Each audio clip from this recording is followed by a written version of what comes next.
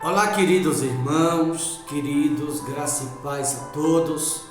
Que Deus abençoe de maneira rica, abundante e gloriosa, no nome do Senhor e Salvador Jesus.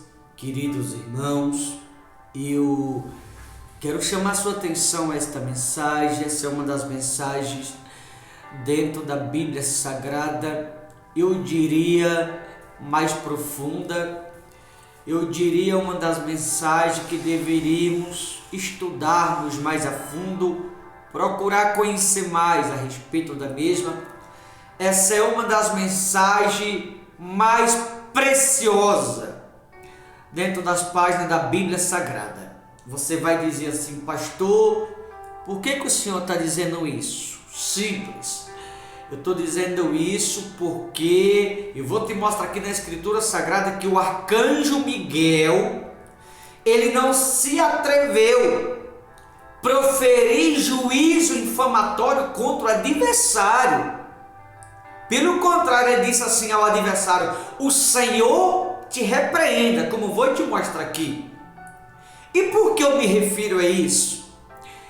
Porque a gente vive numa sociedade ou no meio de um povo ou de uma gente que tem a mera coragem de abrir a boca para proferir juízo infamatório, para condenar, para odiar, para apontar o dedo para outro lá fora que é ímpio igualmente aquele que está julgando.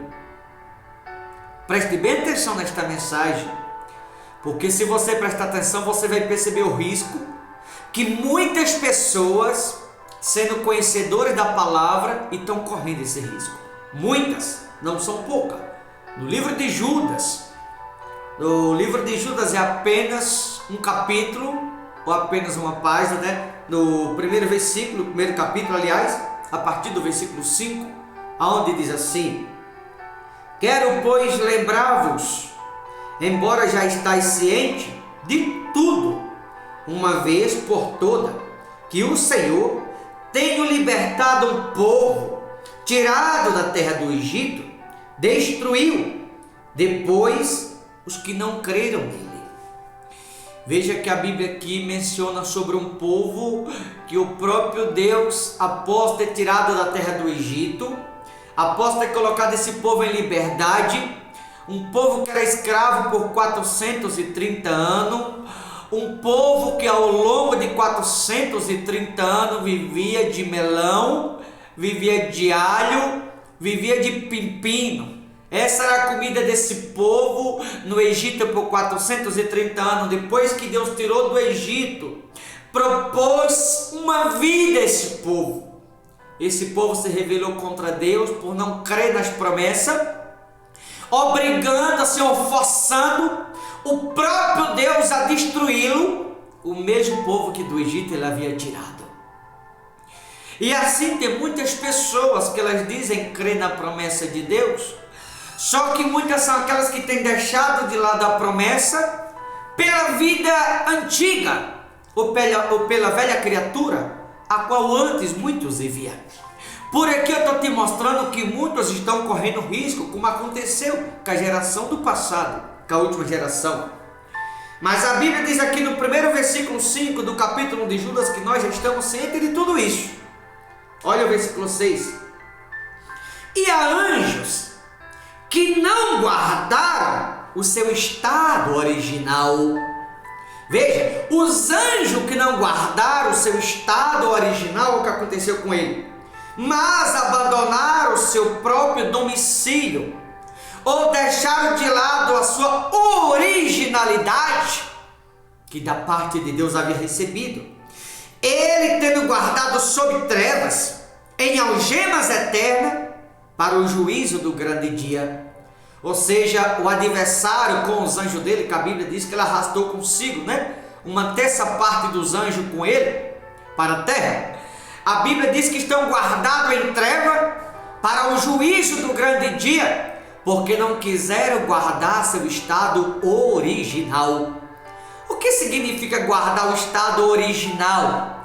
Permanecer na santidade para a qual havia sido criado, preferiram andar na dureza, na vaidade do coração. Os próprios anjos preferiram adiante de Deus deixar o coração elevar-se. A vaidade falou mais alto, quis se colocar acima do Criador, qual o havia criado. E observa que há muita gente que está assim, não quer guardar o estado original para o qual foi criado, prefere de igual modo andar na dureza do coração. E no versículo 5 diz: já estáis ciente de tudo. Nós estamos cientes de tudo isso. Já que estamos cientes, então por que não obedecer o estado original? Por que a gente criar uma outra imagem? Por que criar a imagem de um alguém vaidoso ou vaidosa que seja? A imagem de engano? Por que criar uma outra imagem como muitos têm criado?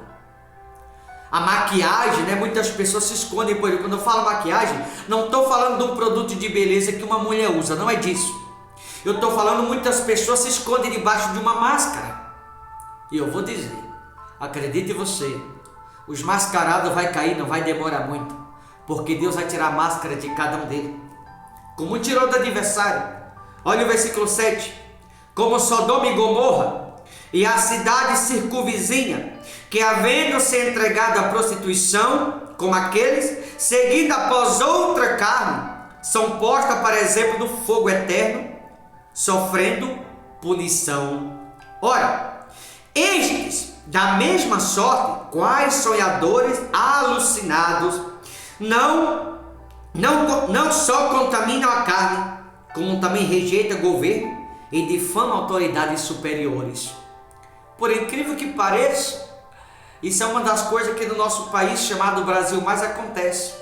As pessoas que se dizem conhecedores da palavra de Deus, em vez de orar, pedir misericórdia, faz é odiar, tacar pedra naqueles que governam. A gente pode não concordar com eles, como eu particularmente não concordo, mas a gente não pode odiar, condenar, amaldiçoar e jogar pedra, como muitos crentes fazem. Aproveito aqui, viu? E chama a atenção daqueles que odeiam, que jogam pedra, que condenam os que governam em vez de orar por cada um. Repita, a gente não pode concordar com o que eles fazem, mas aí não pode julgar e condenar, amaldiçoar como muitos fazem. Cuidado! Pessoas que fazem isso está pior que o próprio adversário que dessa maneira procede. É a Bíblia que mostra. Ora, este da mesma sorte, quais sonhadores alucinados, não só contaminam a carne, como também rejeitam o governo e difamam a autoridade superior. Contudo, veja, contudo o arcanjo Miguel, quando contendia com o diabo e disputava a respeito do corpo de Moisés, não se atreveu a proferir juízo infamatório contra ele. Pelo contrário, disse: o Senhor te repreenda. Você percebe aqui a gravidade que muitas pessoas estão vivendo?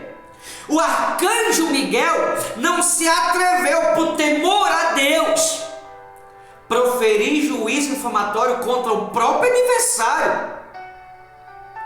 O arcanjo Miguel não se atreveu a isso, contra o adversário. Mas tem gente que se diz conhecedor da palavra e se atreve a proferir juízo infamatório contra o irmão, contra o seu próximo, condenando, julgando, apontando o dedo. Tem pessoas que estão além do próprio adversário. Tem pessoas que Deus se surpreende o tempo todo, não pelo lado positivo, mas negativamente falando. Porque a gente tem a escritura na mão, a gente sabe que a gente não pode condenar ninguém, nem odiar ninguém, nem julgar ninguém, nem apedrejar ninguém. Repito, nós não podemos concordar com o que muitos fazem, mas a gente não pode condenar, amaldiçoar, odiar, julgar. O arcanjo Miguel não proferiu juízo infamatório. O que é juízo infamatório? É isso, é você julgar, é você condenar, é você amaldiçoar, é você apontar o dedo, acusar, condenar alguém de algo.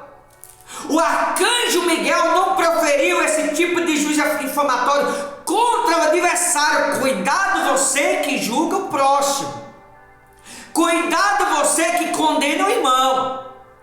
Cuidado você que odeia o irmão, que aponta o dedo, condena, amaldiçoa. Cuidado. Que profere juízo infamatório contra os outros. Está pior do que o próprio adversário quem faz isso. O arcanjo Miguel não proferiu isso aqui contra o próprio adversário. Pelo que eu falo, que o Senhor te repreenda. Mas o arcanjo Miguel não se atreveu a esse ponto. E tem muita gente que faz não igual, faz pior. Olha o versículo de número 10. Estes, porém, quanto a tudo que não entendem, difamam, e quanto a tudo que compreendem, por instinto natural. A pessoa que deixa se levar pelos outros, né? É a pessoa que entra na onda, quer surfar na onda dos outros. A pessoa que surfa na onda do outro, sabe para onde vai? Para o fundo do poço. A pessoa que surfa na onda dos outros, sabe para onde aquela onda vai levar? Para a tempestade. Esse não é para onde muita gente está indo. Cuidado. Cuidado com a tempestade, o fundo do poço. Porque tem muitas pessoas que estão surfando na onda dos outros. E quem surfa na onda dos outros, para a tempestade vai. Se você surfar na onda do Espírito Santo, ele vai te trazer calma, paz, tranquilidade na sua vida. Refrigério para a alma. Agora quem deixa de surfar na onda do Espírito Santo para surfar na onda dos outros, deixa se levar pelos outros, está indo para a tempestade igualmente como os outros estão indo. Tome muito cuidado. Estes, porém, quanto a tudo que não entendem, difamam, não é o que fazem. E quanto a tudo que compreendem por instinto natural, como um bruto sem razão. Veja, a pessoa, que deixa se levar pelos outros como bruto e irracional, diz a palavra de Deus, sem razão, até nessas coisas se corrompe. Eu sempre falo isso, nunca deixe se levar por ninguém. Ai deles, porque prosseguiram pelo caminho de Caim, a pessoa que é bruto, irracional, que surfa na onda dos outros, ou que deixa se levar pelos outros, proferindo juízo infamatório contra seu próximo, contra seu irmão. A Bíblia compara Caim, que matou o próprio irmão. Caim matou Abel, você conhece muito bem a história. E as pessoas que proferem juízo infamatório contra o irmão, está exercendo para com o irmão o papel de Caim, para com o próximo. Não seja um Caim da vida não, viu? Vigiai. Cuidado surfar na onda dos outros. Diz no versículo 5, nós estamos cientes de tudo isso. Então cuidado surfar na onda dos outros, queridos. E movido de ganância, se precipita no erro de Balaão. O caminho de Caim, veja o caminho de Caim e no erro de Balaão. Qual foi o caminho de Caim? Matar o irmão. Qual foi o erro de Balaão? Deixou-se levar pela ganância, pelo dinheiro, pela oferta que a ele Balaque estava fazendo. Então cuidado você para não surfar na onda dos outros. Não deixe se levar pelos outros não. Porque aquele que surfa na onda dos outros, que deixa se levar pelos outros em vez de observar os preceitos de Deus, se torna um Caim da vida, um Balaão da vida. Caim matou o irmão. Balaão se perdeu, se corrompeu por causa da avareza do coração dele, deixando se levar pelos outros. E perece na revolta de Corá. O caminho de Caim matou o irmão. Balaão deixou-se levar pela ganância, a avareza do coração, e Corá foi engolido vivo com tudo que tinha, por não obedecer a palavra de Deus. E esse é o caminho para o qual muitos estão indo. No caminho de Caim, matou o irmão.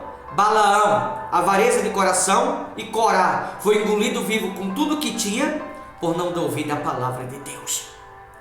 Então cuidado, não deixe se levar por ninguém, porque quem surfa na onda dos outros, a tempestade vai.